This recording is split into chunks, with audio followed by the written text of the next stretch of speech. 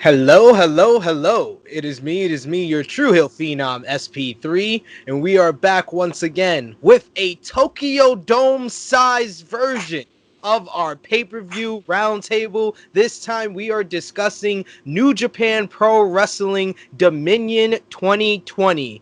And wow, what a show, and what an all-star cast that we got with us today. We got the expert, the guru of New Japan Pro Wrestling, the host of J News Japan, the aforementioned J News. Good afternoon, good evening, good morning, ladies and gentlemen. As your good brother Jay News, I'm here to talk about what it was to watch this show today. Let's just say it's not all positive. And of course, we had to bring back, if you caught our New Japan Cup 2020 finals, this man was a little bit of a troll, but he is usually your host for Dark Power, reviewing AEW Dark, NWA Power, NWA Carneyland, and even Impact Wrestling as of late. This is the Stat King. What's going on, guys? If you thought that the headlines coming out of the finals of the New Japan Cup were big, just wait till you see what we're going to be covering today. And last but certainly not least, we have a gentleman who had a lot of tears during our New Japan Cup finals review. And I don't know if things got any brighter for him. He is back from sabbatical. He is working hard during the pandemic, but he is back just for you during the New Japan Dominion review. This is Ness. What up, what up, what up? What's going on, guys? Yes, I had a lot of tears, and not to spoil anything, there were much, much more. But we're going to get into that, and I hope everybody is tuned in and love what we're doing right now. If you watched the show before this or didn't, maybe his shirt gave something away.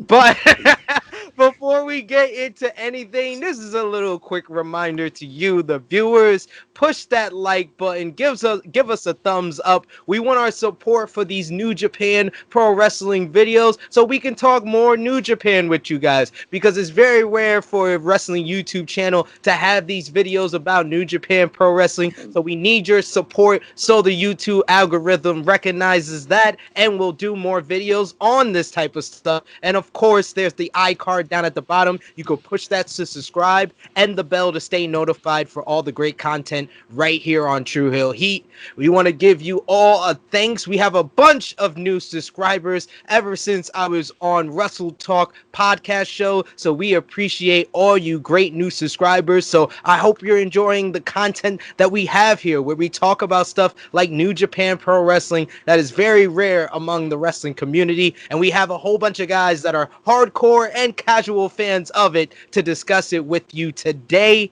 So, guys, what's your thoughts? What are your thoughts on the New Japan Cup finals fallout with Dominion, and then this whole Dominion show? In my eyes, I felt like this wasn't the usual quality of a Dominion show to me, but it was still a good show. I agree with that totally, 100%. Maybe, everything going on, we are expecting more, but we're not going to get everything that we would get with a regular Dominion show with everything going on. But, still got a hell of a lot of emotion out of me. So they did something right. Yeah, I thought that the preliminary matches moved really quickly, and then the three big matches kind of just slowed it down a bit, to the point that, as we'll talk about as when we cover that match, but like the middle of the three big matches kind of just pulled me out. But that main event brought me back in. So yeah. Yeah. I'm with the Stat King on this one. The preliminary matches, they went by quickly. Bunch of tag matches as per usual when it comes to the regular New Japan shows, not the pay-per-views in the sense. And yeah, the last three matches were good. They were good, right, guys? They were good matches. They were. I'll save my full thoughts on all of it for when we get to those matches. But overall, I think it was a decent show. It wasn't one of their high caliber or plus shows that we are probably used to for Dominion and stuff like that. Usually Dominion's like their number 2 show of the year. Yeah. So, and I understand the circumstances, obviously, but it was, it was a lot to be desired. But the guys went out there and they did their best, and that's all you can really ask for at this point. Yeah. Absolutely. So, a programming note for you viewers out there: our New Japan Cup Finals review is going to drop on the channel Monday. So, you probably already watched it if you're watching this right now. This review is coming out on Tuesday. We had a little bit of delays. Everyone's been busy with the weekend. It's a lot of busyness coming on with True Hill Heat YouTube channel. So, we excuse the delay on this Dominion review, but I hope you enjoy it. So, Jay News, you're our Sir. quarterback for this pay-per-view roundtable. Take it away. Straight quarterback, and in the words of E40. First matchup, we have a 6-man tag that came about. We had everybody was tossed together in this one. First team, we had Taguchi, Yuji Nagata, and Satoshi Kojima versus Young Lion, Gabriel Kidd, Hanma, and Makabe. This first match of the night, as per the usual, 10 minutes on runtime. The winners of this match, we had the team of Nagata, Taguchi, and Kojima over the team of Kidd, Hanma, and Makabe, where Nagata hit the Nagata Lock 2 on Gabriel Kidd. Overall thoughts on this match, SP3, your go first. I like this match. This was fun. For the whole story of the match being Gabriel Kidd trying to call out one of the New Japan dads, calling out Nagata.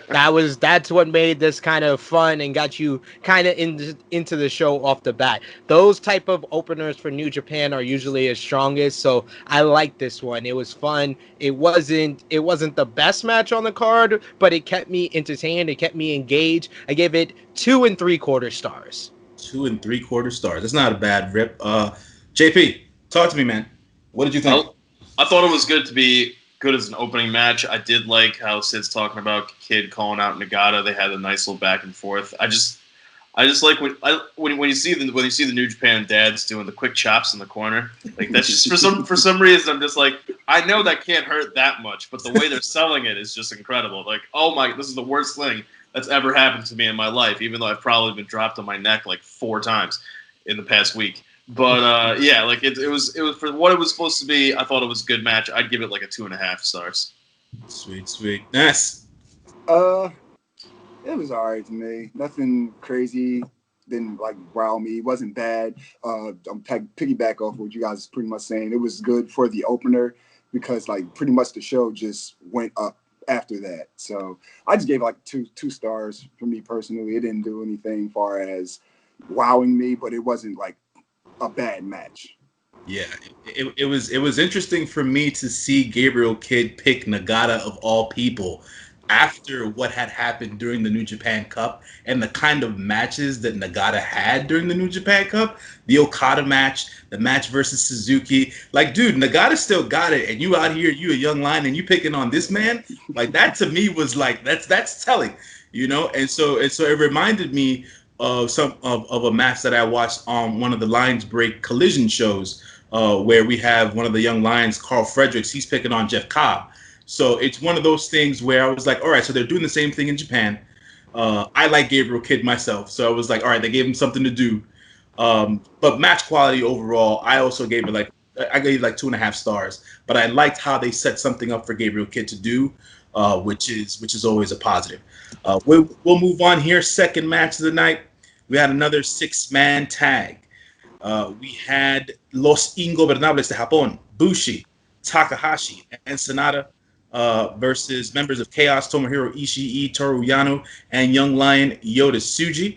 This match lasted about 10 minutes or so, and Hiromu Takahashi hit the Boston Crab on Yota Tsuji for the win. Ness, I'll start with you here to take it back around. What were your thoughts on this match? How did you think it went? I like this match. Well, one, LIJ needed some type of momentum after everything they went through at the New Japan Cup. So, seeing them get a win like after all that and, not having to at the moment worry about anything bad happening. So that was good for me to see. You know, I know I'm wearing a Bullet Club shirt. I'll get into why I'm wearing it later, but it made my heart glad to see that these guys got a win. I gave the match 3 stars. All right, that's not bad. StatKing, what were your thoughts? I liked the dynamic in the match, especially you just have that Hiromu going back and forth with Yano to the point that I think it was Yano was holding on to Hiromu by his hair, and then on the opposite side of the ring, Sonata's like, well, if you're going to do that, I'm going to grab one of your guys. Yeah. And like they just had, they had like a hostage situation just going on in the middle of the ring. I will say that one thing I liked also is that kind of just you can see how much everything that's going on is affecting Hiromu, and the deep that nuance of his character and how he's pulling that across. I didn't, obviously, because we had Japanese commentators, but I was also going through an English review and of just everything that had happened. And I guess from what they were saying is that what he had written on his hand tape was the word "why" in Japanese just over and over and over again. So I thought that was also really cool as well. So that's about to tear up just because of that. So. No, like you said, the little nuance, like that's great. You know, I know what the hell he wrote on his. I know what it was. I just thought he was just drawing shit on there. Yeah, Yes, definitely. Hiromu was once again the MVP of this match, and this match once again, Lij in a 6-man or multi-man match is one of my favorite matches of the night. It was probably in my opinion, the best match on the New Japan Cup Finals. I know a lot of people liked Evil and Okada. I know some people didn't, but in my opinion, that 6-man with Chaos and Lij was the best match and my favorite match on that card. And here it was one of my favorite matches as well, and just mostly because of Hiromu. It was the little storyline, like John said, with Yanu and Hiromu come into play, and then at the end, the finish with Tsuji kind of getting the one up on Hiromu and coming close to get the victory, and then Hiromu disrespecting him using the Young Lion finisher to finish off the Young Lion with the Boston Crab.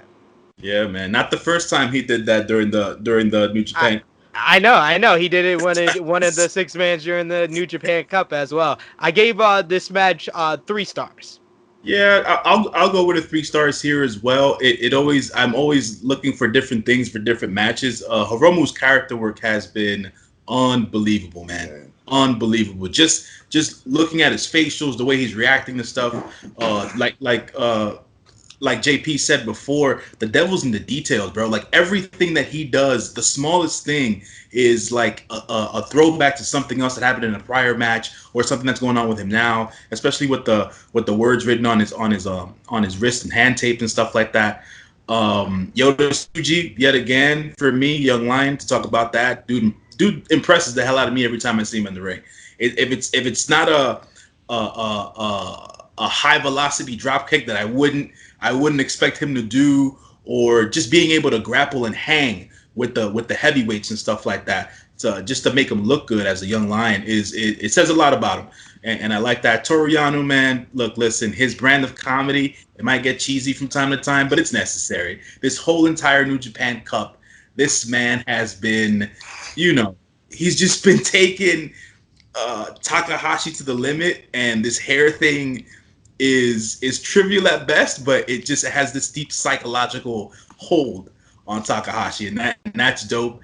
The spot where Sonata put Yota Tsuji and Toru Yano in Paradise Locks near the rope. That was, listen, this is why Sonata is one of my favorite guys to watch, because the pristine way he wrestles, the precision in which he wrestles with, everything is so clean. It's Randy Orton-esque, to be quite honest. Just not as lazy and as boring. You know what I'm saying? He's more like a Japanese, more athletic, less lazy version of, even though his facial expressions are lazy, he's not lazy in the ring. Like somewhere in Philly, Jaquan's ears are burning. Absolutely. Drunk guy just took an extra shot because of what he just said in the air. But yeah, I really this match was just a lot of fun. Yeah, And I have to say, nothing gives me more joy or makes me laugh consistently quite like Yano trying to take the turnbuckle pad yeah, off. Oh my yeah. god. Like every single time he goes for it. He just goes for it. It's a signature move, man. It's definitely a signature move. For this match, I give it about 3 stars as well. Like everybody said, it was an entertaining match, and the guys were doing their best, and it's always fun to watch Hiromu and Yano and Sonata and guys like that compete in matches. But we'll go on to the next match, the third match of the night, another 6-man tag team match. Um, we had members of Suzuki-gun, Dookie, Yoshinobu Kanemaru, and El Desperado go up against Young Lion, Yuya Uemura, the return of Master Wato, and Hiroyoshi Tenzan. And this match lasted about 10 minutes. We had, yet again, Desperado get the pin in this match, hitting Pinche Loco on Yuya Uemura. SP3, I'll start with you, man. What were your thoughts on this match? Did Master Wato do anything for you at all? He showed more athleticism in this matchup, and is something that I didn't wasn't able to touch on during the our discussion, for the New Japan Cup Finals. But this more or less gave me the image, and it should have gave me the image before with who he was feuding with. But he's gonna be a junior heavyweight, Mm. which with the Grand Master type of vignettes, I never expected that. I never expected a grandmaster would be in like the junior heavyweight division. So there's a lot of like stuff that's still jarring about the presentation here, but he did show a lot more athleticism in this match, and it might be best for him to kind of stick to the multi-man and tag team matches if he is going to be positioned with Tenzon. I think that is probably best for him right now. But yeah, I mean this match was kind of there. That was the only thing that kind of stood out for me. Other than that, and the finish, because I was happy because my boy El Despy getting the push, oh boy. We talk about that in a few as well. But I was just happy for the finish, seeing El Desperado get the win. I gave this 2 stars. All right, Ness, talk to me, man. What were your thoughts on this one? Just pretty much going to piggyback off of what Sid said. Like, it was kind of there. It wasn't a bad match. I like the fact that they had Tenzon was pretty much like the Young Lion and the re-debuting of another Young Lion. Just the New Japan dad trying to give a little guidance to against a very dangerous stable in Suzuki-gun. So again, the match was all right. So nothing like crazy, but Grandmaster Wato, as I say, he nothing really stand out from our review with the New Japan Cup, but it's just I'm definitely gonna keep an eye on him. I don't think he's I'm kind of indifferent, but I don't think he's bad. So I definitely want to keep an eye out for him. Cool. That's a good way to go. JP, your words. What I liked about this match is not even really in the match itself, but more about how everything starting to build towards having an impact down the road in the night. Mm-hmm. So the match before this, we're talking about Hiromu and the hand tape and everything having why. Now we're talking about El Desperado getting the pin again and how that's maybe going to lead to something down the road. And it's just, to me, what I thought about the match is it was a tag match, and okay, whatever, it's just a regular 6-man in New Japan. But how they're using it to keep moving things down the road when something does happen in a few short minutes, you're like, okay, that's why that happened right there. And things start to click into place. So just as a tag match, it got the job done of getting Desperado that win. So like I said, I would give it around 2 stars. As well, but I'm giving this match about 2 stars as well. The rolling storyline, right, throughout the entire show, as it started with the second match into the third match into the fourth match and beyond. These in New Japan, I think the strongest thing that they do and that they have behind them is that storytelling ability, be it short term and long term. So with this, did I see anything out of the ordinary during the actual tag match? No, not necessarily. But as Sid stated, El Desperado got the pin, so that moved him up the pecking order in a sense with him getting a pin. Master Wato was able to show off a little bit more athleticism. I'm with Sid on this one. The packaging, the overall optics of Master Wato and the vignettes and everything in between does not match the man and the wrestler that we get inside the ring. So they need to shore that up a bit just so that he's more of a believable character. I think to say that Yuya Uemura out of the three young lions in that are able to wrestle right now is probably my favorite. The most fire I always see out of him. He's very light and quick on his feet, and you can see that he has a lot more in store from a moveset standpoint than what everybody else has shown. That's always a plus for me there. Dookie didn't show me anything. I'm not sure where Kanemaru's head at was in this match. I mean, I can agree with you definitely with Uemura. Uemura is the most polished and shows the most fire and energy of all the young lions. He's definitely the head of the class or the current young lions that are able to compete for New Japan. Definitely, man, definitely. But as we were stating before, this particular match led into the next match as well. Fourth match of the night was a regular tag match, 2-on-2.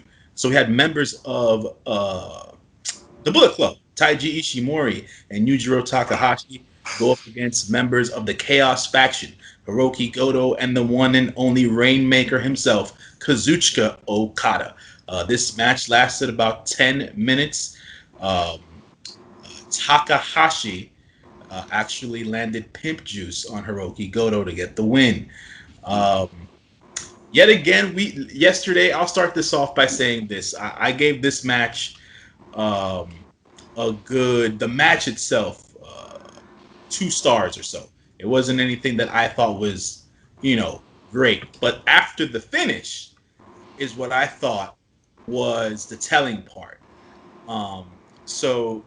Here the Bullet Club got the win. Another win for the Bullet Club.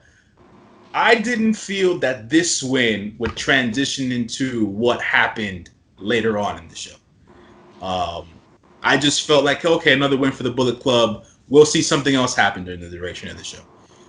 The only thing that I did get out of this particular match is it seems like Okada's going to be going into a feud with Yujiro Takahashi one-on-one. Maybe.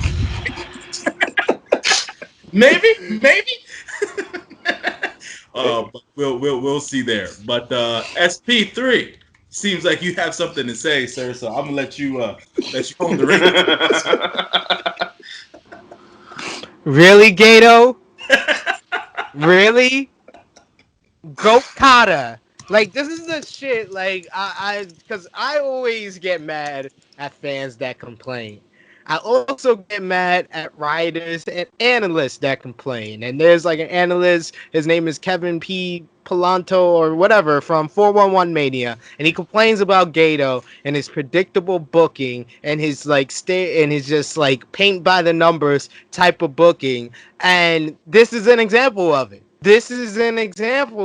Like, he always gives Okada, when Okada is away from the IWGP title, he don't know what to do with this dude. Like, Okada can't ever go after the US title. He can't ever go after the never openweight title. Like, it's always he's in these random ass feuds without the title where he's gonna win, and he's always trying to pull somebody up, whether it's Bad Luck Fale, whether it's Yujiro Takahashi. Like, we've been down this road before, and I'm just sick and tired of it. Like, give Okada something new. Like, the Jay White feud was the freshest thing that has happened to Okada in the past 5 years. All it's been is the IWGP title, and when he doesn't have it, Gato don't know what to do.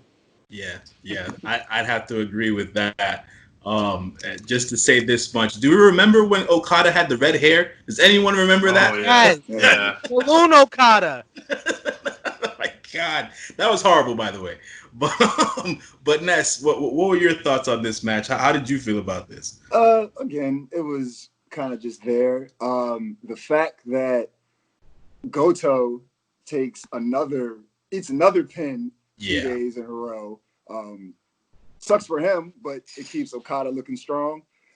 Again, also, this is something telling for later on in the show it's a Bullet Club win.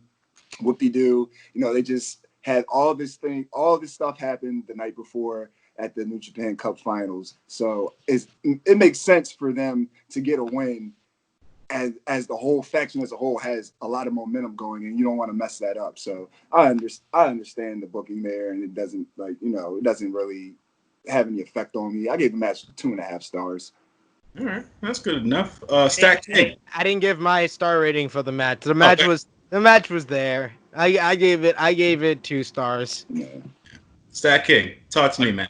I gave it about 2 stars as well. Just what seemed off to me was the fact that we have a heavyweight and a junior heavyweight beating 2 heavyweights. Right. And that's kind of what threw me. Like, I came into the match, even though that I know because of everything that had happened, I know that Bullet Club has momentum behind them now. Like, just because of everybody's mind should be thrown. How are they going to be in the game? What's going on with Evil and Naito and all that kind of stuff? So I can see how their mind shouldn't be in the game. But ultimately, this is still Kazuchika Okada we're talking about. And I guess because of the way the match works, with Gato being involved and Gato being the one to keep Okada from getting back in the ring, you kind of have a way to excuse the fact that Goto eats the pin, and because Okada just could not get in there to save him. But the fact that both the members of the Bullet Club team were able to hang in the match for so long, that part of it just kind of seemed a little off to me. So it was a good tag match, about 2 stars for like the other guys said. So yeah. All right. Well, there you have it, folks. 2-star ratings overall here for this particular match. And we're gonna roll into the depth of Dominion here, where the matches started to pick up some fire. So we go into the 5th match of the night for the Never Openweight Championship match. We had one half of Roppongi 3K Show against member of Los Ingobernables de Japón, Shingo Takagi. This match went for at least 20 minutes. Takagi retained in this match, but I'll tell you what, man, this is what I expected. This is what I wanted to see. It broke down a few times during the match, where I couldn't even. It was so evenly matched for the majority of the match. I couldn't tell you, hey, Takagi's gonna take this. Show's gonna take this. It was just so evenly fought. But at the end, when Takagi, he hit, Last of the Dragon, it was just one of those things where I thought, hey, they had a match that lasted longer than all the other matches, had better wrestling. It was more of a coherent match, and it made sense. This feud's gonna continue. This doesn't end here per se. After the bell rang and Takagi was heading towards the back, and this is what we're all going to talk about here. Takagi was attacked from behind by El Desperado. Despi is calling a shot. He wants his shot at the Never Openweight Championship. Desperado basically walked away with the Never Openweight Championship. So another belt gets stolen in the process here. And we'll hopefully get that match within the next couple of weeks with the upcoming events. But show's not going to go away either. Show's going to stay in contention for this championship as well. Good showing for both guys. A lot of lariats, a lot of high impact maneuvers and stuff like that from both of them. Show's one strong kid.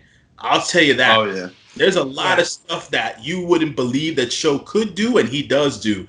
And that's what impresses me so much about Show, and his emotion during matches as well. So I gave this match about 3.5 stars. Very, very good match. And we'll start off with StatKing. What are your thoughts on this match? How did you feel this went? The fire that you can see in Show and everything that he's doing incredible. Like that's one thing that I always take away from his matches, but always definitely see in any match that he's with Shingo Takagi. And it's just it's just a solid feud, the two of them together.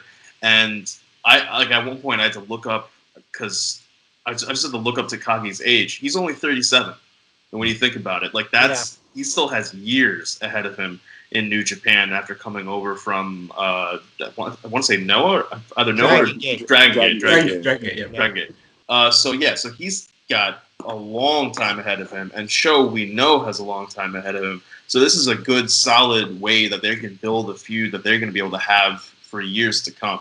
And this match, just the way these guys were throwing those lariats at each other, and the way they were just hitting each other with the chops and everything.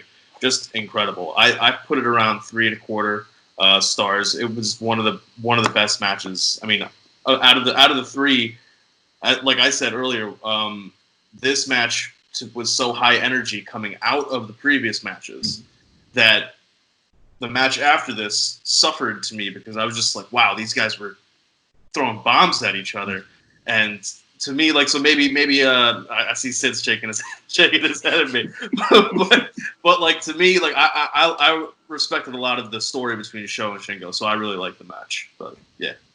Oh, SP3, talk to me, man. What were your thoughts on this match here?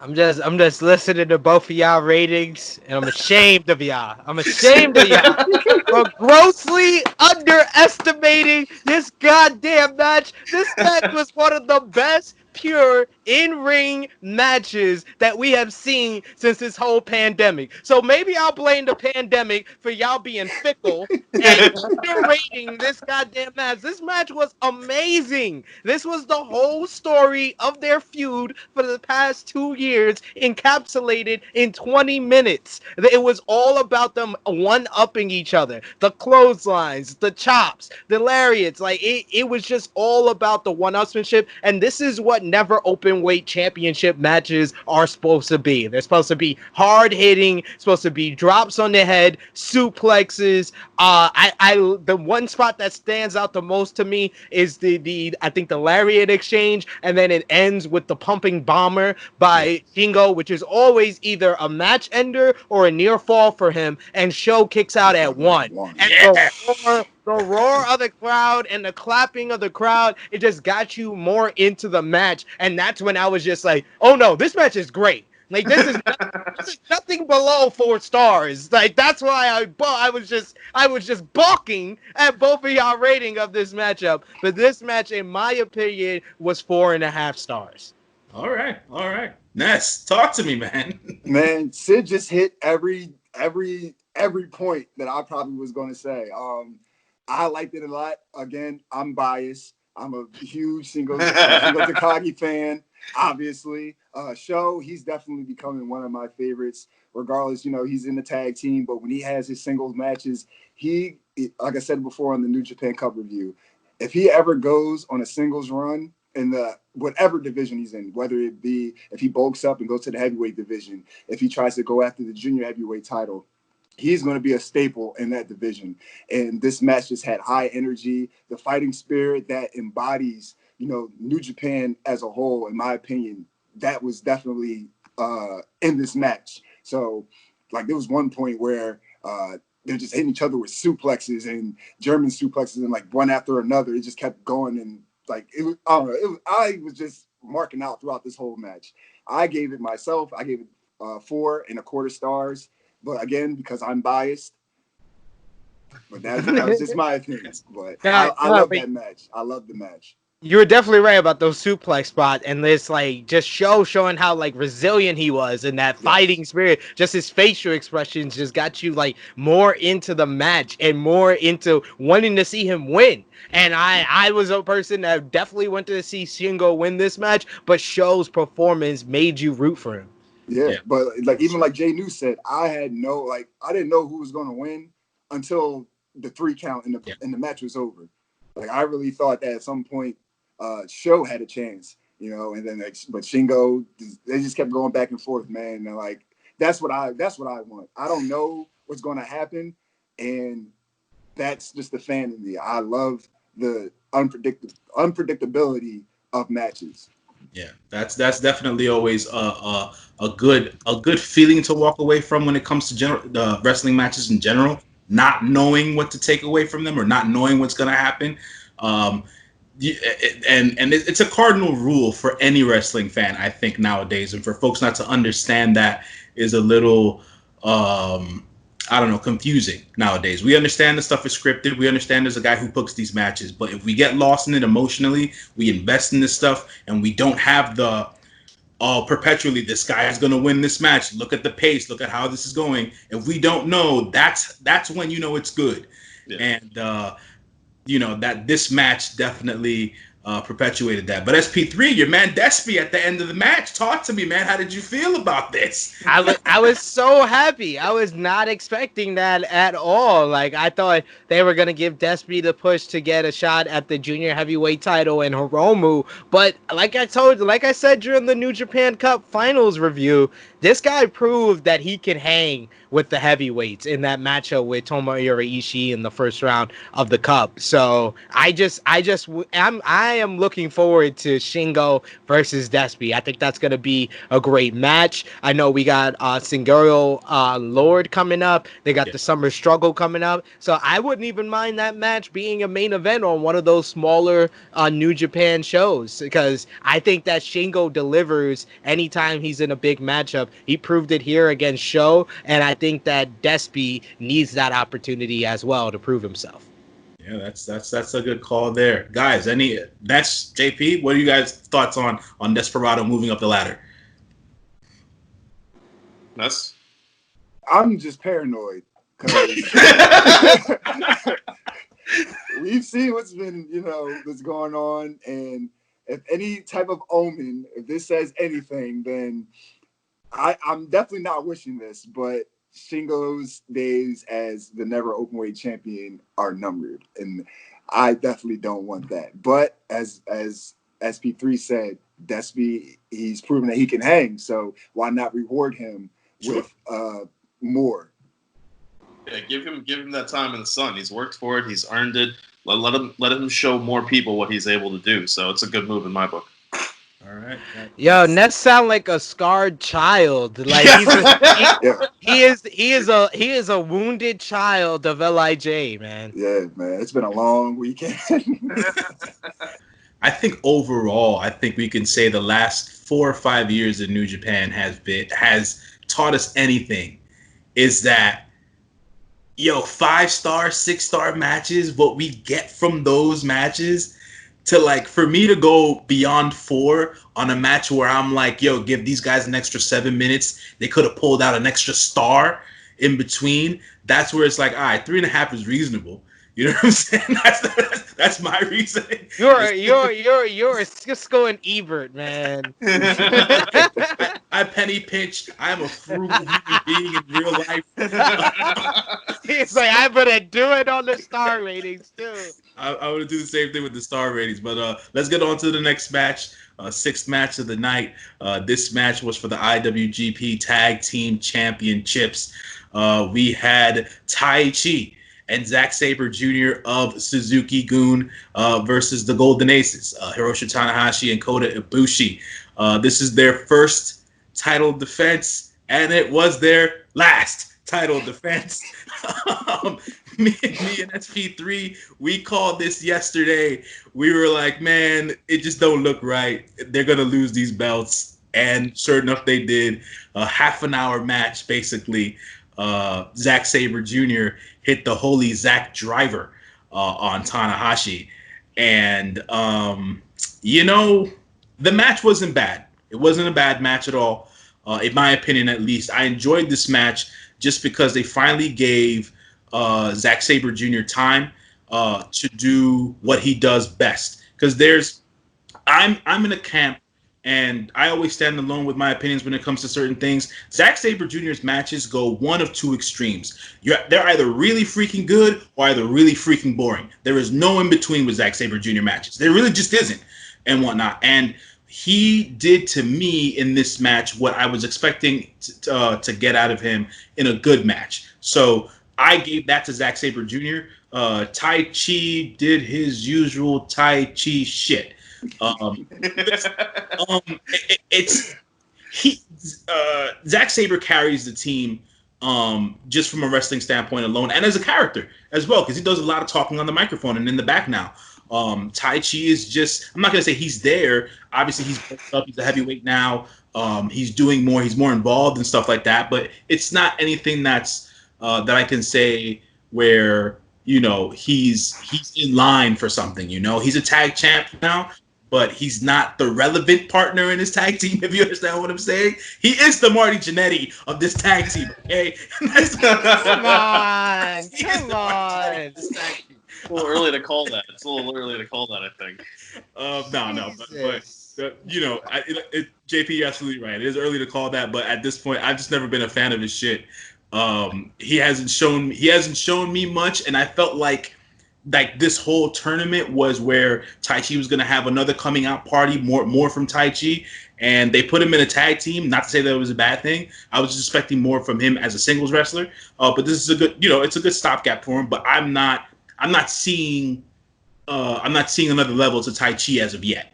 They worked Tanahashi's legs to death. Oh my god! To death. First of all, the entire New Japan Cup, they worked over those knees. But this match, Jesus, man, how did he walk afterwards? It was just, oh man, it was so destructive. And Ibushi, I don't know what to say, man. It's tough because Ibushi's been one of my favorite guys for years, and in this match, it's like I felt like he was a little lost in between parts and stuff. And I know Tanahashi likes to carry matches and stuff like that, but it just takes so much away from his partner in a sense in all of this, which is, Ibushi's not that old of a guy. He's 37 years old now, and he looks great. He still moves great. So not to see him not carry the load and Tanahashi still carry the load from match. This match went 28 minutes and 43 seconds. Yeah. Tanahashi was in the ring the majority of the time. Obviously, the opposing team thought he's the weakest link, yada yada, this and the third. But damn, man, it's Jesus. I felt bad for Tanahashi after a while. So that's the point. Yeah, but exactly, that's the point. I gave this match a good 3 stars. I liked this match. I liked I predicted the outcome, but it was a good way to go about to finish the match.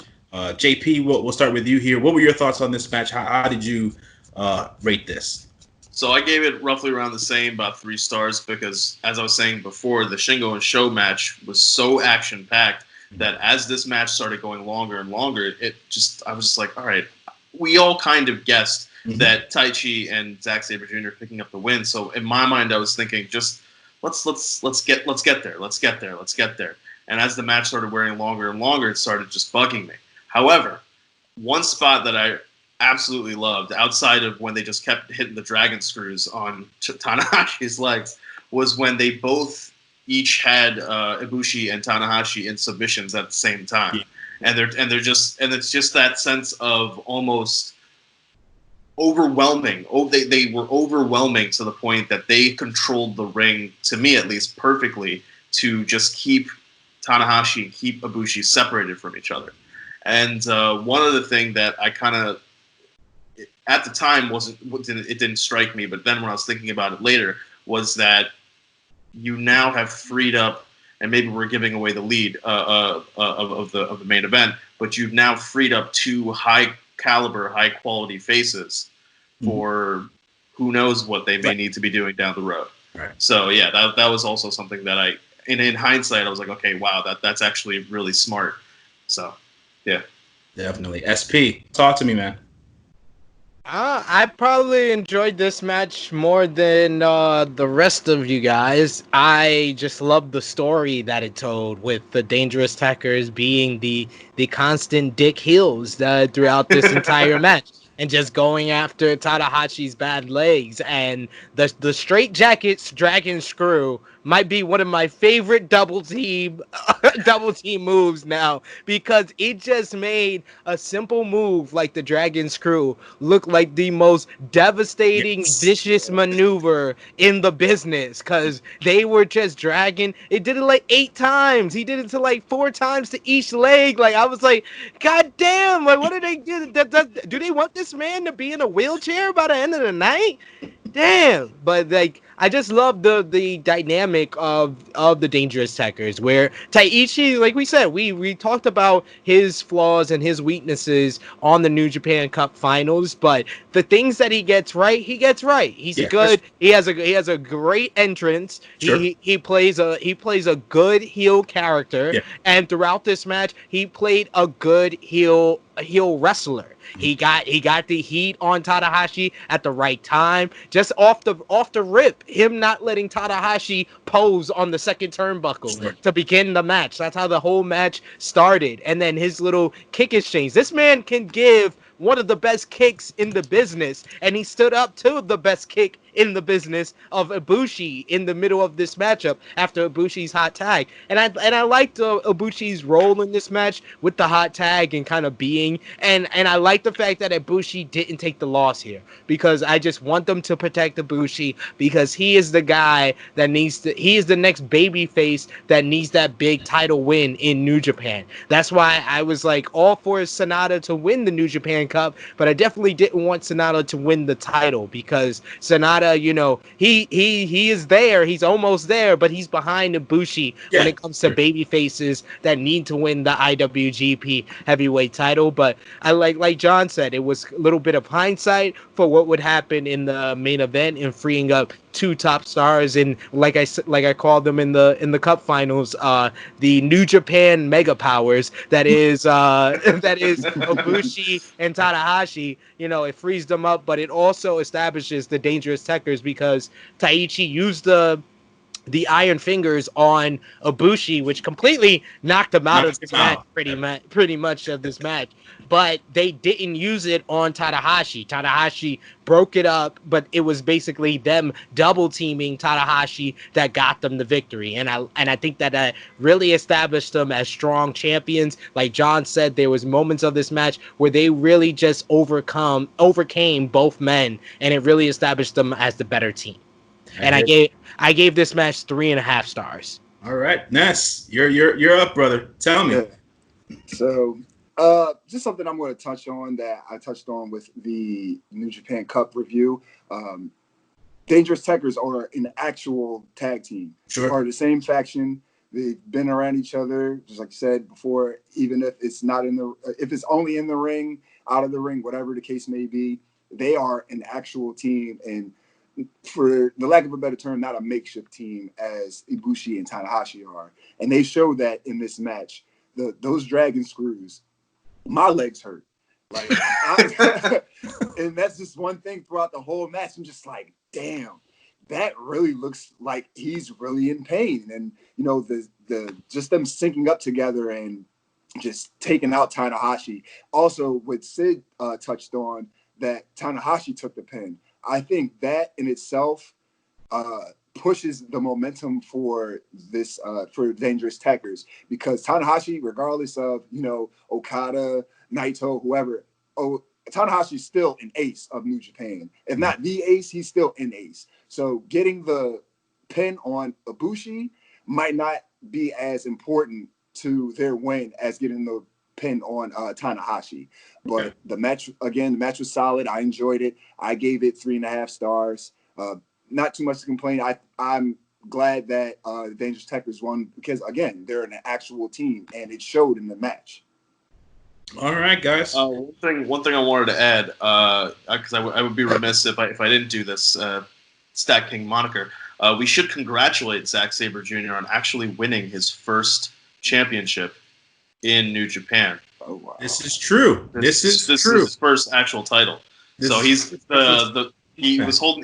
had the British Heavyweight Championship, but that's a Rev Pro title that they work with New Japan on. This is his first actual New Japan Championship. So congratulations, Zach. Word. Oh man, that's a good stat right there. That's very telling. to say the least. And we'll go on to the main event, the last match of the night. Yo, he's already. We had the double champ Tetsuya Naito representing Los Ingobernables de Japón versus the newly crowned Bullet Club member Evil. I'm gonna let Ness. I'm gonna let you start this one off because we need your ire in this match to understand what took place. So, sir, please. All right. So the reason why I'm not wearing a Bullet Club shirt because I wanted to. I predicted on the New Japan Cup review that Naito was going to win. I have to eat my words.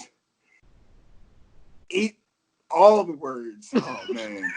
So with that being said, this is more so of a, like, I made a bet with myself, pretty much. With Evil getting the win, I said, fuck it. Let me just throw on the Bullet Club shirt. I'm not jumping off the LIJ bandwagon at all. But I'm going to do this, and this might be a little long. I'm gonna try to contain it. Sorry, the floor is yours. The floor is all I'm yours. gonna try to contain it. It's gonna be a Mark reaction, and there's gonna be the non-Mark reaction. So I'm gonna start with the Mark reaction. I'm fucking pissed. I'm completely upset. It's we're pretty much just now getting back within like the little bit under a month, or maybe around a month of New Japan action. And with the pandemic, Naito's reign has been like, there really hasn't been one. So, his first pretty much title defense, they're like, he loses, that pissed me off to like no end. I was just upset.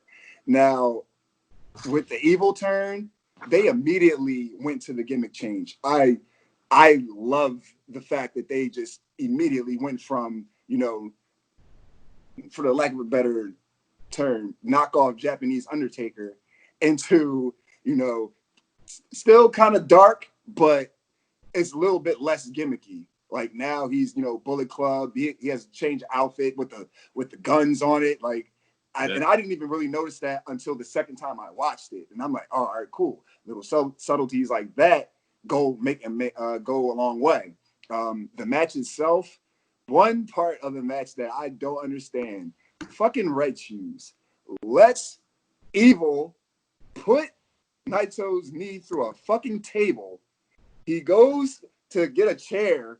No, he stops the chair, but he stops him the table. The chair, holds up the table. But you didn't stop him from putting him through the fucking table.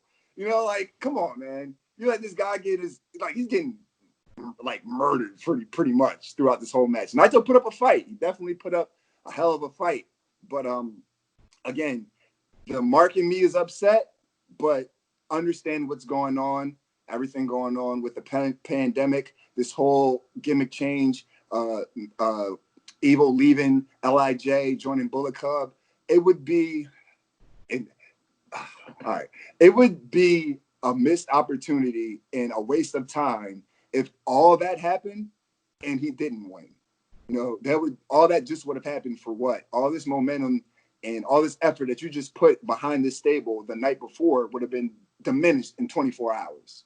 So as upset that I am that it happened, I understand and I can somewhat appreciate everything that transpired. So I'm upset. I'm highly upset. Even like after the match was over, I'm sitting there with my hand on my face, like, he fucking won. Like, I'm still in shock. Granted, Naito was extremely protected. I'll let you guys talk about that. He was extremely protected, but I would think the last time that I was emotionally invested in wrestling was Wrestle Kingdom, for the most part. So since January up till now, just watching wrestling has just been like, I'm just going through emotions. Okay. For the past 2 days, I've elicited more emotion than I have in months, and I can only thank New Japan for that. I don't agree with all the decisions, but I can agree. I can appreciate them happening. That's dope, man. I can appreciate your words there. SP3, I'm going to let you get your words and your thoughts in with this one here. I like the decisions made with like the different characters that were a part of this, and the run-in at the end, and the decision, the final finish. The match itself was way too long. Agreed. Way too long. Evil is not. I think Evil has proven over the last two nights that although the character and this heel turn definitely do work, he is not the guy to do the 30-minute Okada epics. He's not that guy. Definitely. He's just not that guy. So New Japan needs to go away from their usual formula of the 25, 30-minute epics, and they need to more, square it down to like 19, 20 minutes. I think that's probably going to be in the ballpark if Evil is going to be a long-term champion for them. But I enjoyed, the Bullet Club getting involved. I like the little tease of the interaction between Ichimori and Hiromu, because I still remember their Best of the Super Juniors matchup, the finals a couple of years ago, where they tore it up and had one of the best matches of the year. And I would love to see it again for the junior heavyweight title. I love the return. The first time that I've seen him since 1998, a part of Kaientai. Dick Togo is back. Dick Togo, a new generation of professional wrestling fans will be introduced to Dick Togo. I think Eric Stevens tweeted that out, and I just have to echo that Dick Togo, I only was familiar with him from like the Kaientai days, but then I looked at a bunch of his stuff from like Japan, and this guy is definitely a talented guy. I don't know if he has that much left in the tank, but just him as a character being positioned with Evil, I love that decision. I love the little like throw off with him coming out dressed as Bushi and the announcers thinking it was Bushi, only for him to choke out Naito with the wire or whatever it was. I think it looks like a weight wire or something like that. But yeah. It was good. It was fun. It was fun with that little interference at the end and what it led to with Evil doing the low blows and getting the victory. I love the decision because it immediately positions Evil as a main event heel, and the Bullet Club needed it. I said it on the Cup Finals review. Uncle Dave Meltzer said it on Wrestling Observer Radio that the Bullet Club were desperate without a main event heel. They don't have Kenta right now. They don't have Jay White. So this was what they needed. And him winning the Cup was great, and it did position him as an upper card heel. But this decision to make him, I think this is only the seventh guy in the past 5 to 6 years that has won the IWGP Heavyweight Championship. I think it's only been Okada, Naito, Tanahashi, Omega, Styles, Jay White, and now Evil. 7 guys in the past 6 years that has won this title. And it's like, this is the most prestigious title in professional wrestling, and it just positioned Evil as a top star for New Japan. I hear that. Stat King, your thoughts, sir? So, my favorite spot was actually that table spot, simply because you weren't. You know Evil wants to win. You know everything he's done, but the question is he really about to do this? Like, is he willing to just take that the next step and the next step and the next step? And to me, that table putting Naito, basically putting Naito's knee through that table was to me that step. I will say I don't know who Dick Togo is, so that'll be something great to learn about somebody new and see how they're going to present this person. The announcers like kind of lost their minds when they had the reveal, which was kind of cool. I will say that the crowd kind of seemed. I think the crowd almost believed that Naito had to win, because even to the point that this guy has a garrote and he's choking Naito, and Naito's not even really protecting himself. Like, he didn't have his hands up to try to be in between, have his fingers in the wire or anything like that. Like, he's actually almost letting it happen, or at least trusting Dick Togo to not be fully choking him out. and the crowd kind of seemed silent to me. Like they just were like, okay, this is happening. It's horrible, but Naito's going to find a way. And just the way that they kind of slammed that door shut and saying, no, this is where we're going with this. And like this is what's happening now. I interpret the crowd's reaction more of them being stunned, because I feel like the announcers, they thought it was Bushi as well. Yeah, that also, yeah, because he did have the mask on at the time, so I think the crowd, like, something was going on that, you know, it's just that sometimes when you see those, a big move about to get hit and then the wrestler gets the counter, the crowd has that audible, like they have that audible reaction. And here the silence just felt kind of weird to me about it. But I will say that overall, I think the match was really good. And then afterwards, Hiromu coming out to make that save, just it's just one of those things that you kind of have the juxtaposition of Hiromu, who has been vocal about wanting the match with Naito and trying to and chasing that Intercontinental and chasing the heavyweight title, and Evil, who we didn't really say as much compared to Hiromu, is the one who actually makes the turn. But Hiromu is the one who does the right thing and comes to, in essence, the father's help. He comes to Naito's aid and tries to get Evil out of the ring, and then lays down that challenge to say, I want to be the one to try to fix this wrong, to face you. I thought that was just the way they put the two people and what they wanted there and how they acted out on their desires. The way they contrasted that I thought was just really great writing. So that to me was very telling at the end of the match. StatKing, your star rating for this match.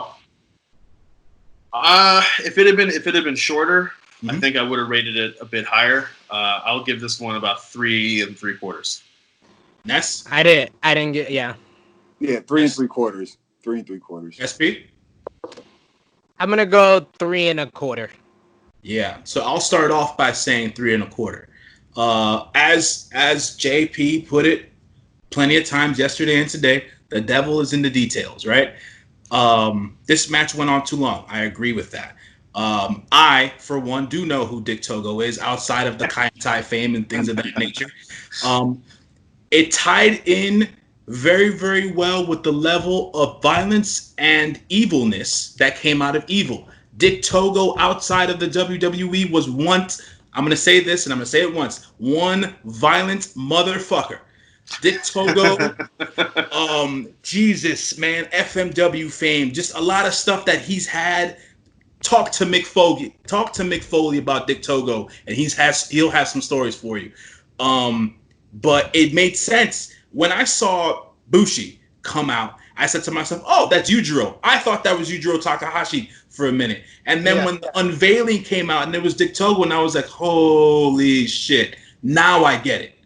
Now I understand this version, this New Japan dad, right? Dick Togo had the ear and the mind of Evil the whole time. And that's why Evil had this turn. That's why he got so violent. That's why he put Naito's knee through that table. Because once you saw Naito's knee go through that table and he had all them scratches and stuff, he had been through war at that point.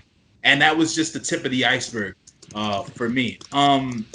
Man, what can I say? I think that Hiromu coming out to make the save, like you guys said, it was telling, right? Because now he put down the gauntlet. He's there for the challenge, and he's gonna be the one to right the wrong. It takes Sonata out of the mix for me being a Sonata fan, out of the mix for now, but it makes more sense for Hiromu and the way that the story was being developed throughout the Cup and the last couple of months. So that I can understand. Evil's win here. Guys, I get from a storyline purpose, right? I get him winning the titles. Like Ness said, all the build up and the turn for Evil yesterday, it wouldn't have made sense if Evil didn't win tonight. But it cheapens Naito's reign yet again. Yeah. Another short reign. I'm sure I'm sure it doesn't have anything to do with politics. I'm sure New Japan believes in Naito, but geez, can he never? I know, Sid. I know. Do they? Do they believe in Naito? It's tough, man. It was just from entrance. I always like when it comes to the main events. I always notice everything from the entrance to the last bell. When they changed Evil's look, he had the Spartan freaking flaky skirt thing with the pants, and no longer with the cloak and sickle coming out or whatever. This table spot was rough, but the spot that caught me off guard, that had the most evil tinge to it, was when Evil sent the announcer into the guardrail. Yes, Milano, Milano. So- I called that out to the chat with you guys. I was like, oh shit, Evil just punked out of Milano. Milano's been his boy for years. Yeah, exactly. Always. Yes, he tore up the toy sickle and everything, and he threw him into the barricade. I want to say this because New Japan, the fighting spirit thing is not only with the wrestlers, but it also exists with the commentators. If we were watching a WWE event, that commentator would have gone to the back and he would have been gone for a month. That man got his ass up, put his headphones back on, and continued to commentate that night. So I said to myself, yep, these sons of bitches are tough. I ain't messing with them. That's the call. Right? The devil's in the details, man. You gotta pay attention to everything that goes on in these matches, because if you lose one thing, everything is a bit to a story that'll happen later on, or a couple of minutes later, or whatever have you.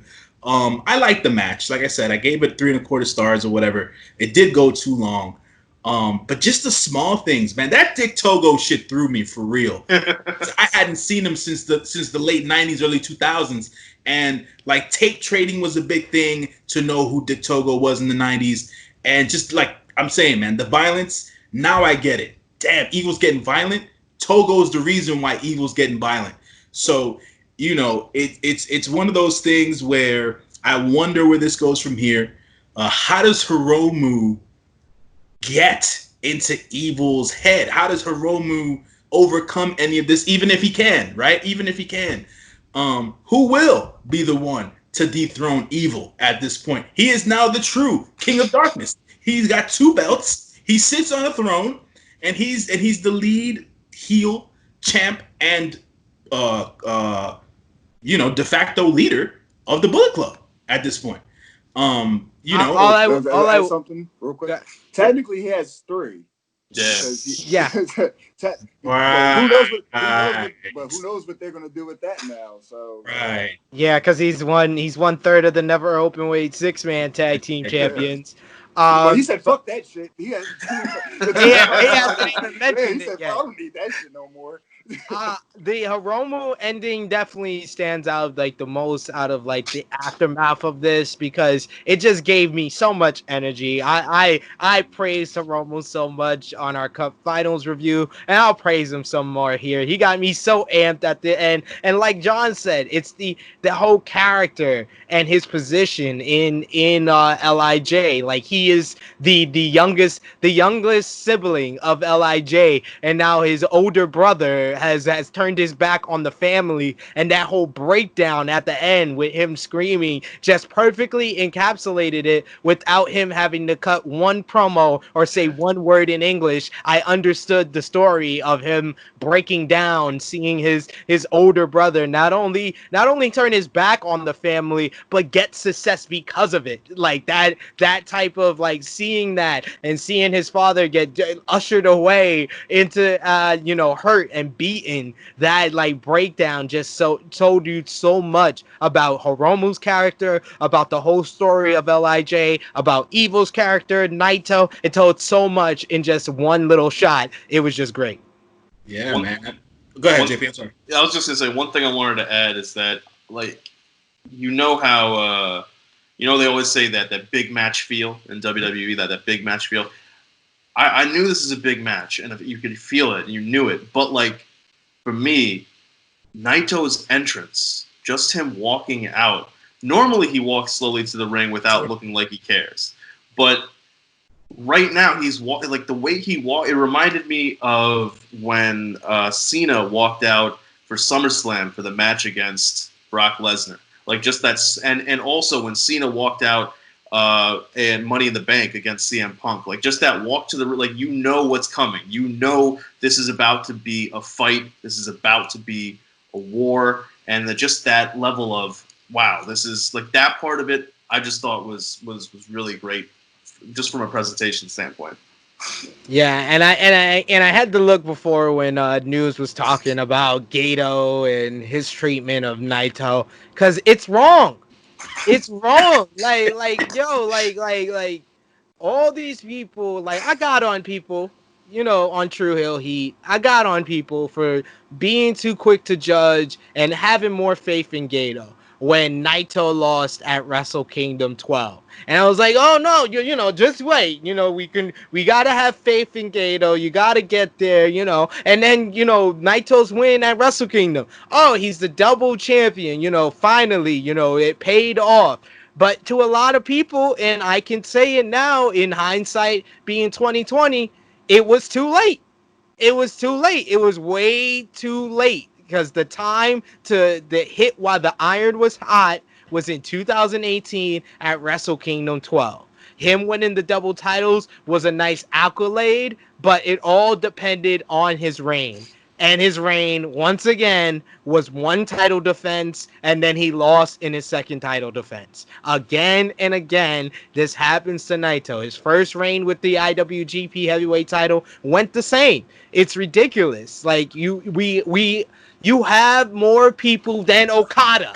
You have more people than Tanahashi, Gato. Like, you've been riding these two guys out for close to a decade now. Like, get more faith in these other guys. Tomohiro Ishii should have a run with the IWGP title by now. Goddamn right. Bushi should have got longer of a reign with the IWGP Intercontinental title. Like, it's not just the heavyweight title. Like, it's other. You have these lower card titles where you don't even give these guys reigns to really, like, establish themselves. Like, the only guy underneath the Tanahashi and Okadas that have actually gotten, like, real reigns of any titles is Ospreay with the Junior Heavyweight Championship, or even before that, Hiromu with the Junior Heavyweight Championship. And look where both of them are now. Both of them are top stars for New Japan. So it should tell you to have more faith in other guys. Like, it's just ridiculous. It's just, I respect him trying something new and going with someone new at the top. Like I said, this is only the 7th guy to win the IWGP Heavyweight Championship in the past 6 years. But we need you to have more faith in just one guy at a time. One guy per year. You need to, get it up. If I'm going to be critical of WWE for not pushing more stars, I got to be critical of Gato. It's the same. It's the same thing. I was talking about this yesterday with the New Japan Cup review as well. They need to push more stars. The reason as to why I was lobbying for Sonata so much wasn't just because I think he's the better wrestler amongst the guys who's there now. He's another star. He's another star to propel. You have Ibushi. You don't use him correctly at all. I don't understand why he re-signed last year, to be quite honest, because he still gets the same crappy ass treatment, right? Like you said, the change now with Evil being the double champ, it's something new, but from a long-term storytelling aspect of it, me being all of us being long-term wrestling fans, Evil never had the fight, never had to crawl to get to the top. He's a transitional champion. This is the only way I can see it. He's a transitional champion. He didn't do what Sonata did. He didn't do what Naito did. He didn't do what Goto did. For God fucking sakes, Goto. Good, yeah. And we have Evil as the double champ right now. So it begs to me, like, I call him the Booker Man, and it's a pun because of a Brian Pillman thing that happened in the 90s. And it's just one of the things that I don't get about how Gato books stuff. I understand that they're more gauged towards long-term storytelling and booking, but for me, the Evil thing makes sense short-term. I don't necessarily know what the long-term story is now, right? JP, I think you have something on your mind. The only thing I want to ask is, do you guys like? I understand everything you're saying. Mm-hmm. The one, I guess, pushback I would have is, Naito would have had more title defenses had there not been a pandemic.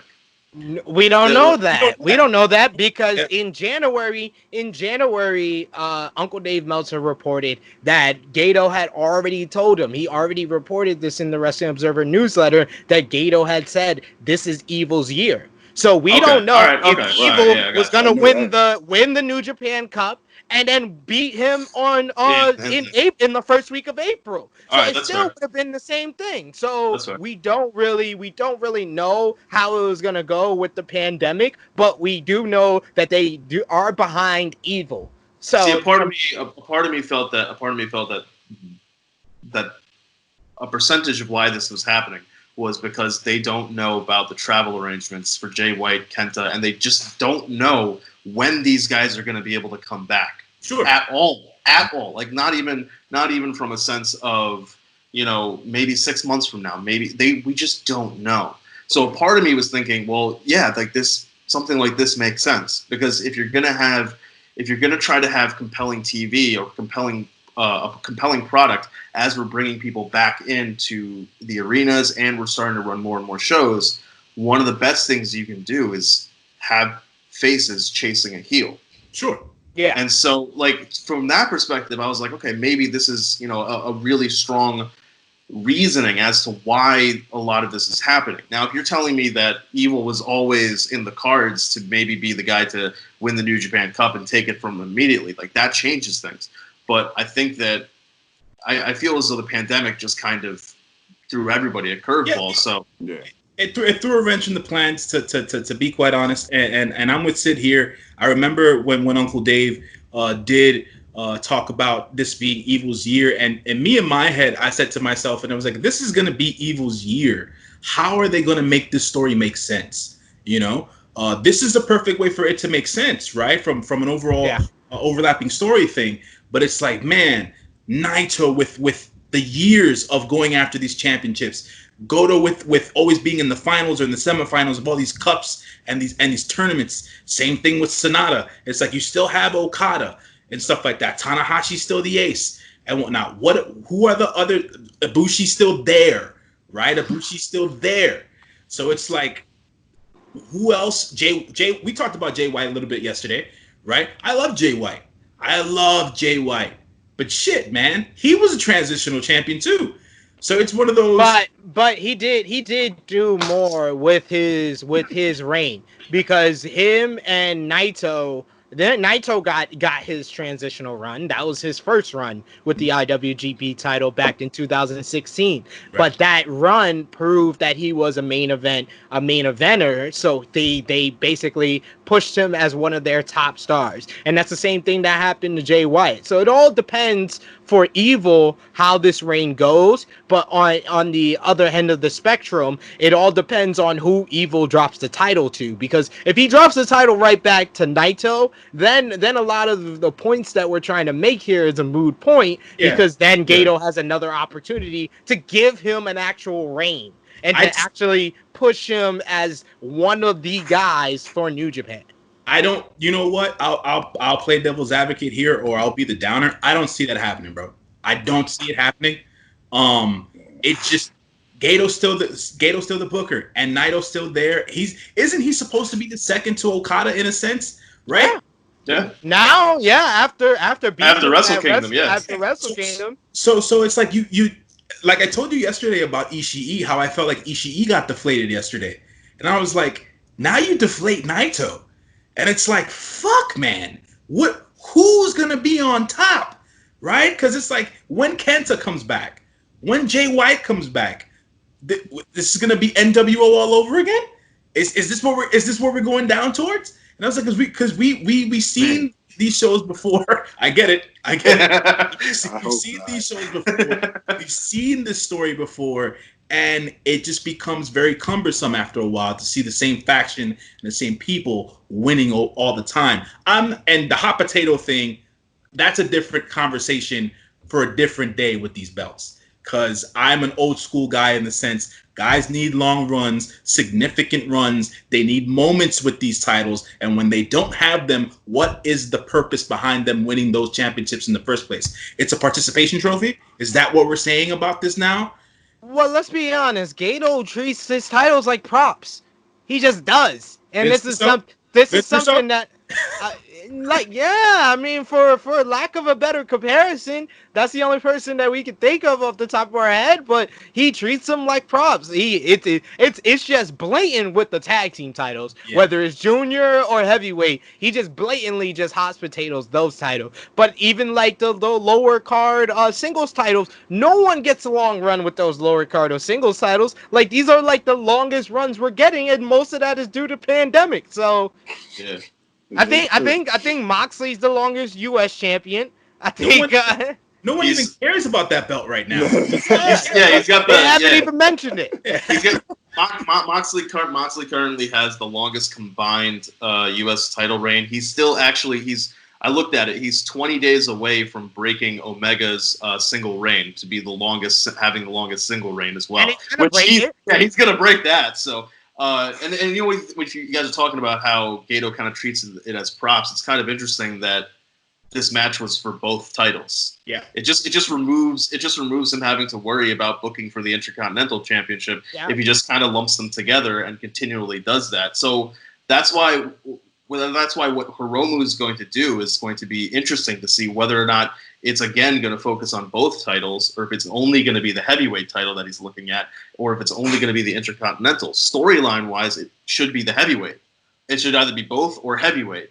So we'll have to see like how this whole thing shakes out. And to you guys' point, I have no idea who is even really in the running to be the one to take the belt from him or belts from him eventually. But as we were talking about earlier, You don't know?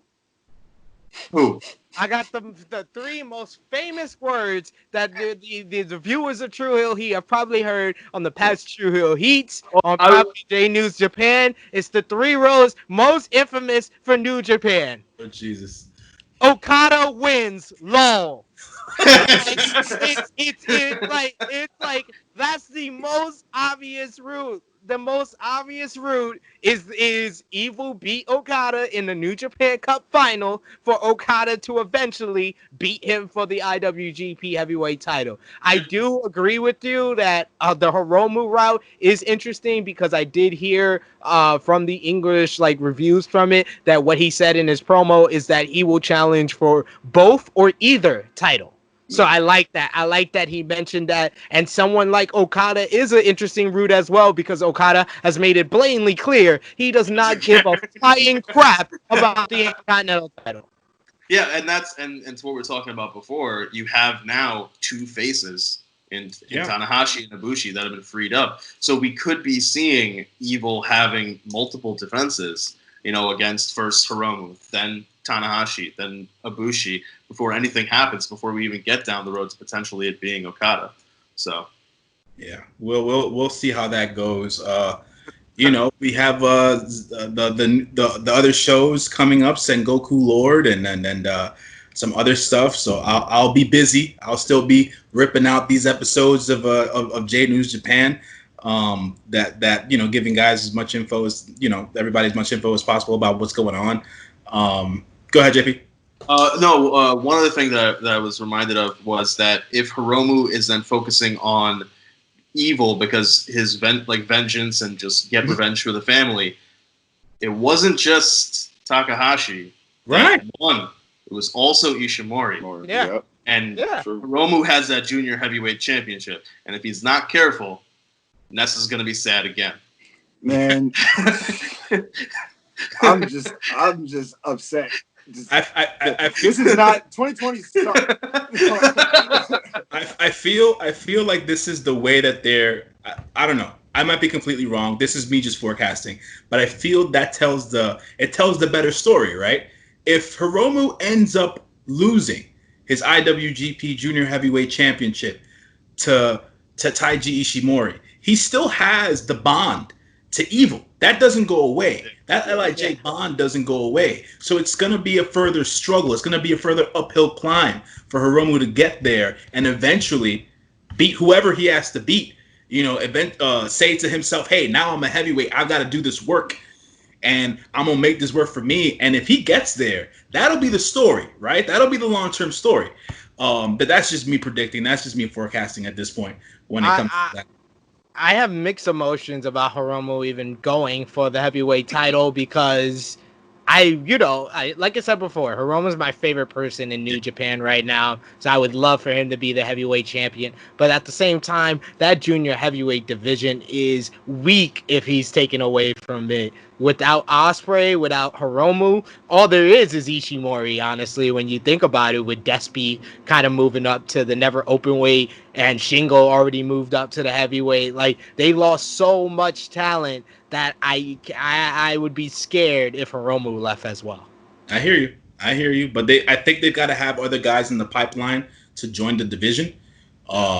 There's other Japanese companies, be it Noah or All Japan or Dragon Gate that they can filter guys through because they're within the same country and stuff like that. So I think that might be something that they might take a look into as well. So look out for that. And then on top of everything else, as my focus point has always been the young lions.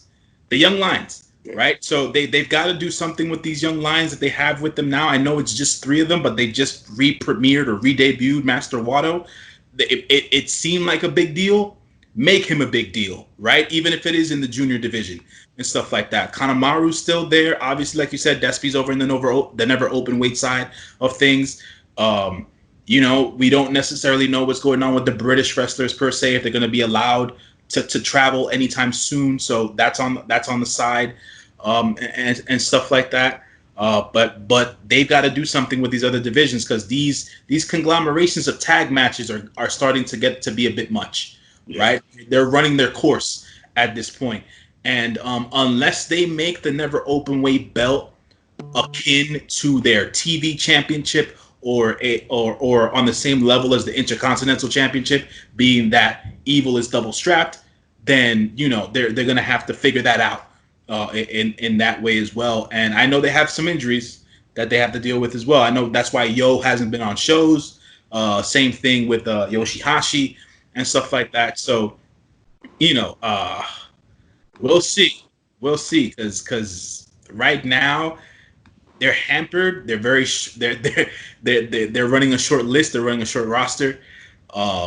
They wish they had the WWE problem where they had a lot of people on the freaking roster right now, but they don't. So it's tough. So we'll see what happens. So Ren went to the LA Dojo, right? Yep. So the thing about that is from my understanding of it, he's stuck in LA and stuff like that. So Leia can't fly out. Okay. Yeah, he can't fly out. I don't know where Shibata was during this whole. I feel like he was still in Japan because he was commentating last night. Yeah. So there's some guys who got stuck in LA, and some guys who got stuck in Japan. So that was, I think they're dealing with that right now. Because Narita's one of those guys who impressed me from the day he walked into a ring. So seeing him in the juniors would be really, really good. I'm a Carl Fredericks guy. I think Carl Fredericks has a lot of talent. As a junior, I think he can light it up in there with guys in Japan. I like Clark Connors. Those dudes need. You know what it is with those guys? They haven't found characters yet. Mm-hmm. And if you guys want to watch the Lions Break Collision stuff, I think they're going to eventually roll that out and stuff like that. But Shibata keep those boys in shape, man. I'll tell you that. Shibata keeps those boys in shape. Shit. And I don't want to put this. I'm going to put this out into the universe because I wish it, and I've been wishing it for 3 years. I hope that Shibata finds his way back to the ring. I really, really do. I really do. And I understand the injury and the severity of it and things of that nature. I get it. But it's like he's so necessary right now for the logjam or lack thereof that they have at New Japan right now. If the wrestler were to come back, he offsets everything. If he comes back, that first fight with Kenta. Yeah. Yeah, that should be whatever event it is. Forget the heavyweight championship match at that point. It's gonna be, Shibata versus Kenta. That'll be great. They got to get Kenta back to Japan. I had no idea Kenta was still living in the States. To be quite honest, crazy. That's crazy. Yeah. So they got to get Kenta back to Japan. Those I don't know how New Zealand is doing stuff right now, but Toa Hanare and Jay White, obviously, they're stuck. So they can't leave and no one can come in. So, they're two guys that can be used in New Japan as well. So, it's tough with that short roster, man. It's really, really tough with that short roster. And do you know what the story is with Phantasmo? He's in the UK. LP's in the UK. Yeah. LP's, and so is Robbie Eagles. So they might be able to get them back then. Yeah, their travel restriction might come back down. Yeah, if the UK travel ban happens, gets lifted, obviously Will Ospreay comes back. Oh yeah. So that'll be huge. Talking about huge, has anyone seen Will Ospreay lately? He's a ham hock. Yo, the dude, like 20 pounds he's put on. Oh man, they'd get Juice back too because he's shacked up with Tony Storm. Juice back. They get David Finlay. I feel like I said this over the years. David Finlay is a very talented dude in the ring. He's just got to find his character, and he would do good as a super junior, and making that roster even longer and stuff like that. So. Making Juice and having Finn Juice as not Finn Juice, but having them, Finn Juice, as a tag team, I think doesn't really do well for them now.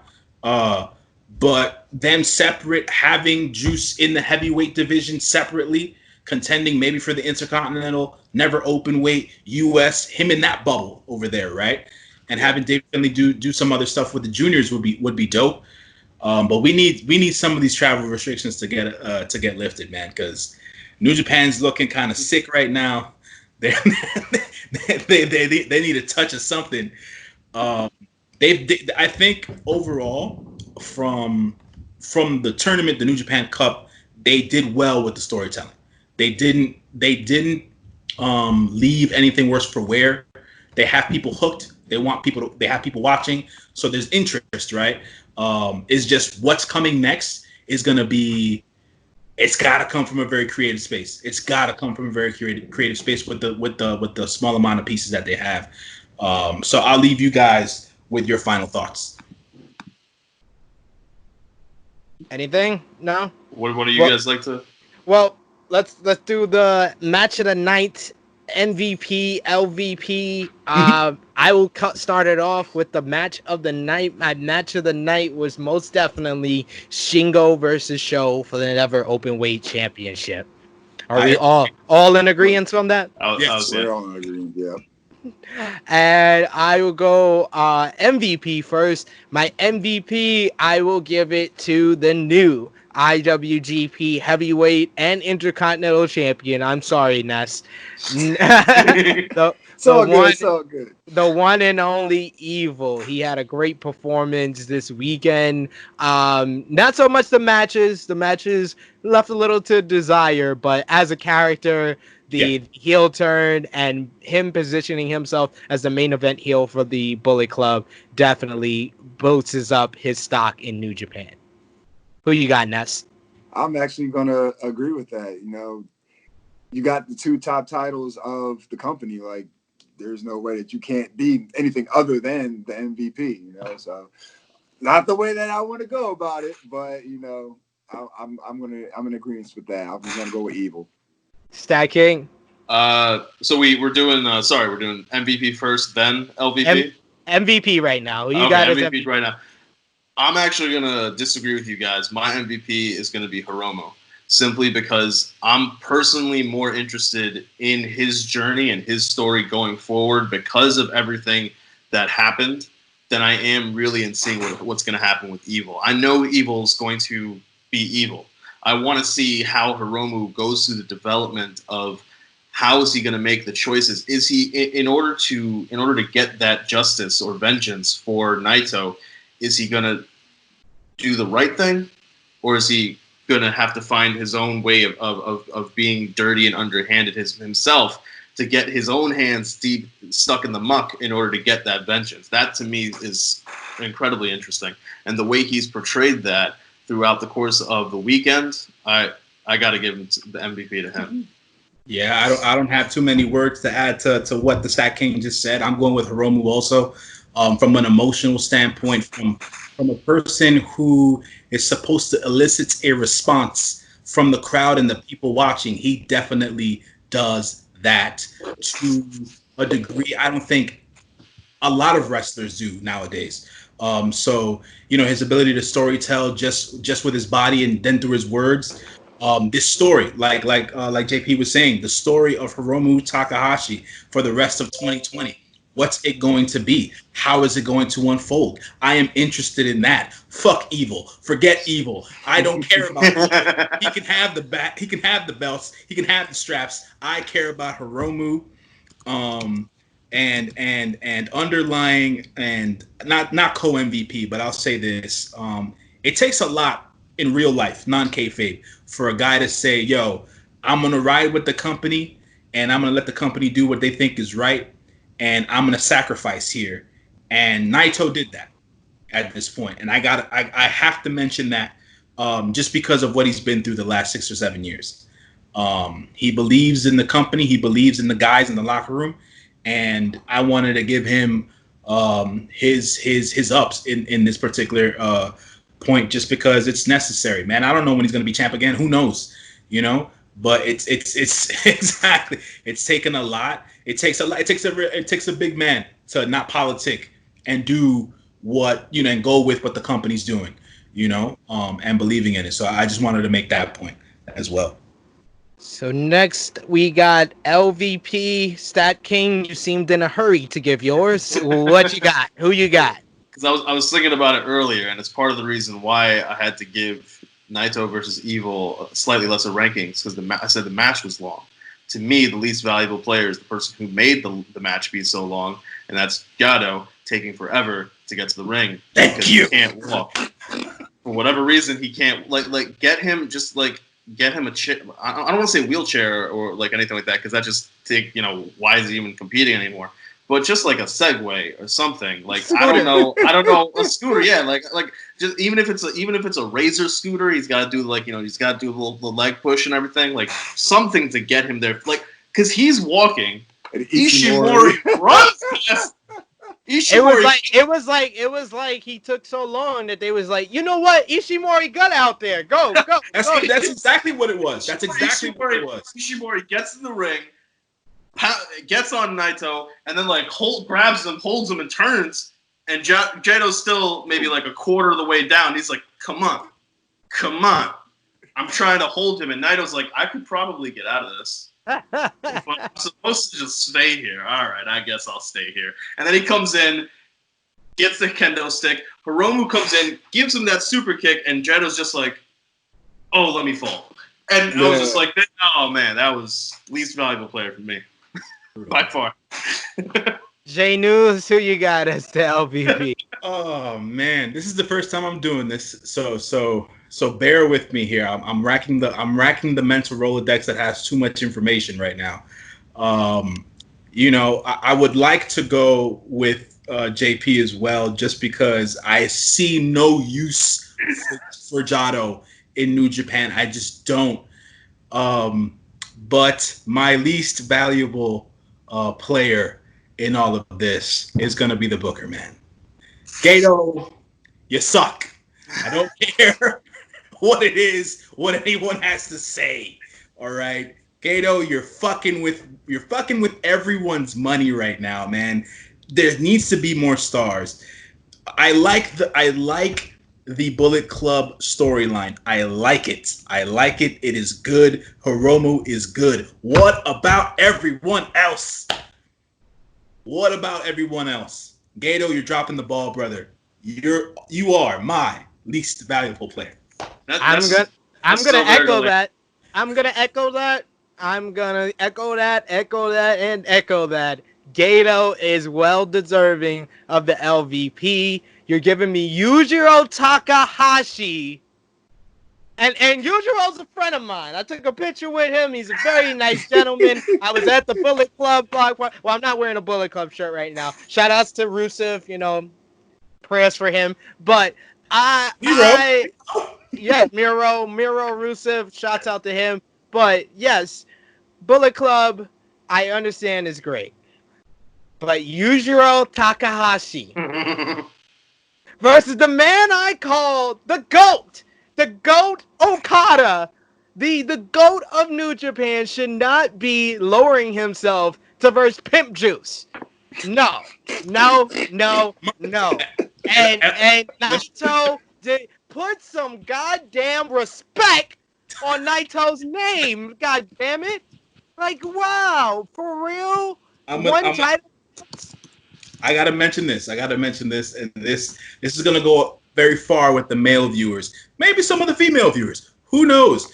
Pimp Juice, Yujiro Takahashi without Peter ain't shit. I don't care if anyone tells me he ain't shit. At the end of the day, right now, if you're gonna have Okada versus Yujiro Takahashi, if Peter ain't there, I don't care. Put that on a shirt. He didn't there. I don't care. Absolutely. Ness. Oh. All right. Man. This is, well, one, before I give mine, understand this is completely from a kayfabe standpoint. And it's going to pain me to do this, but my LVP is going to have to be Naito. Not for the fact that he lost. You hate to see it. You hate to see it. But let me explain. Right. Not for the fact that he lost the title. The fact that Evil, which we've touched on with the New Japan Cup review, this was the first member of LIJ. So you would think that their relationship would have been way, way stronger. And nothing would have came between that. So the fact that he had Evil turn on him at the New Japan Cup finals, and then he loses to him, loses both titles, has Evil, all types of underhanded tactics, has his newfound friends come out to, do even more damage than Naito, steps on this man's genitals. That's probably one of the lowest things you can do to another man. I just got to go with Naito as the LVP, not for anything that he's done, but for everything else going on around him. So it's not so much that I'm disappointed in Naito. I'm just disappointed in the scenario that he's now placed in. Also, but it's not his fault. But with everything that has transpired, that's where I go. I'm not proud of that. This man is already down, and look at for me to be even to be completely unbiased. I don't even like that at the moment. To be completely honest, but that's where I'm going with it at the moment. All right, so finally, this is how we do it on True Rewind. We put our thumbs in the middle like this, and then we're gonna give this show either a thumbs up or a thumbs down in 3, 2, 1. 4 thumbs up all across the board for the New Japan Pro Wrestling Dominion 2020. Put your comments down below. Tell us what you guys thought about the New Japan Cup Finals as well as New Japan Pro Wrestling Dominion 2020. What emotions you guys have been going through? Have you been like our brother Ness here, going through sadness, like the thumbnail on this video, you feel like Will Smith this weekend after Naito after Naito lost both titles. Do you feel like that? Put that down in the comment section or even in our live chat that goes on when this premieres. Of course, push the thumbs up on this video. Like we said at the top of this video, it helps the YouTube algorithms and helps us know that you guys want more videos about New Japan Pro Wrestling. And of course, the iCard down at the bottom, you can push that to subscribe, the bell to stay notified for more great content right here on True Heel Heat. And we will be back with another pay-per-view roundtable next week actually. And Stat King, tell us what we'll be reviewing on our next pay-per-view roundtable. Nothing but Impact's Slammiversary event, headlined by Ace Austin versus Eddie Edwards versus Trey of the Rascals versus a mystery opponent to determine the brand new Impact World Champion, a title recently vacated unwillingly by Tessa Blanchard. Unwillingly, of course. And brother Ness, I believe you're joining with us also next weekend for Yes, another sir. pay-per-view Nice. roundtable. Yep. You could tell the people about that one.